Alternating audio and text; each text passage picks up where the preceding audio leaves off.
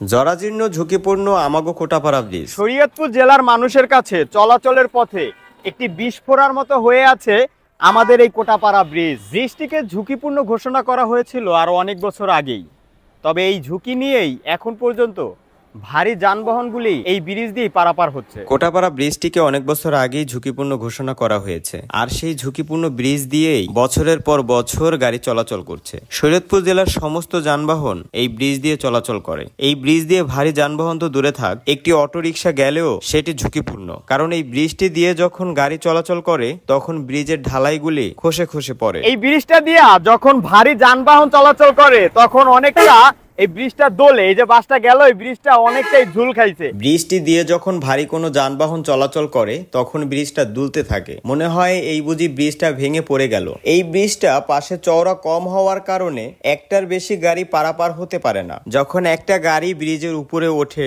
তখন অপর সাইডের গাড়িগুলি অপেক্ষা করতে হয় কখন ব্রিজের উপরে থাকা গাড়িটা নামবে এবং অপর সাইডের গাড়ি ব্রিজ দিয়ে পারাপার হবে। আর সে কারণেই এখানে মাঝে মধ্যেই বড় ধরনের জ্যাম সৃষ্টি হয়। অনেক সময় শরীয়তপুর থেকে ইমার্জেন্সি কোনো রোগী ঢাকা নেওয়ার পথে তাদের ভোগান্তি পোহাতে হয়, আর এই জ্যাম নিয়ন্ত্রণ করার জন্য ব্রিজের দুই পাশে দুইজন চৌকিদার নিয়োগ দেওয়া হয়েছে। তারা তাদের সাধ্যমতো জ্যাম নিয়ন্ত্রণের কাজ করে। তারপরেও অনেক সময়ই লেগে যায় বড় ধরনের জ্যাম, কেননা একটির বেশি গাড়ি পারাপার হতেই পারে না। এই ব্রিজটিকে ঝুঁকিপূর্ণ ঘোষণা করে প্রায় 5 বছর আগে ব্রিজের পূর্ব পাশে একটি নতুন ব্রিজের নির্মাণ কাজ শুরু হয়। সেই ব্রিজটি 5 বছরে 90% কাজ কমপ্লিট করে। এই পুরান ব্রিজটা ঝুঁকিপূর্ণ হওয়ার কারণে এবং পাশে চওড়া কম হওয়ার কারণে প্রায় সময় এখানে জ্যাম লেগে থাকে।